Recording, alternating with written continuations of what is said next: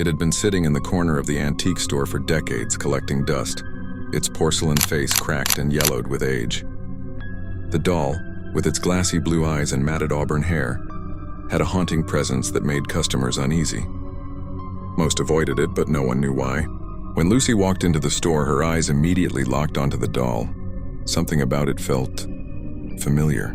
Her heart raced, though she couldn't explain why. She was drawn to it as though it was calling her. She purchased it without a second thought, the strange unease lingering in her chest but overshadowed by a deep curiosity. The shopkeeper gave her a tight-lipped smile as he wrapped it in paper, his eyes flicking nervously to the doll. "Be careful with that one," he warned, his voice low. "It's been passed around for years, but no one keeps it for long." Lucy ignored his words, dismissing them as superstition, but when she got home and placed the doll on her shelf, the atmosphere in her apartment changed.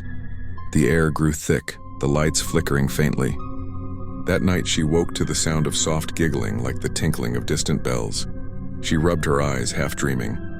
But when she turned, the doll was no longer on the shelf. It was on the floor, its face now twisted into a sinister smile. Its eyes, once lifeless, gleamed with malice. Lucy's breath caught in her throat. Her skin prickled, the room growing unnaturally cold. The doll's head tilted and a voice, soft but menacing, echoed in the stillness of the room. "You shouldn't have brought me here." Frozen in fear, Lucy tried to move, but her limbs felt as if they were made of stone. The doll's eyes locked onto hers, a dark energy filling the room. The giggling grew louder, a chorus of voices now filling her ears. "Now you're mine."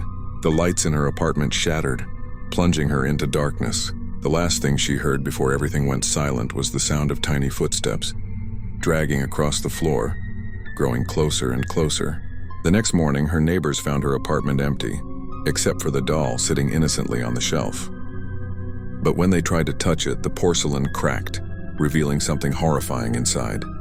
The doll had never been empty at all. Lucy's hollowed-out eyes stared back at them, trapped in a smile that would never fade.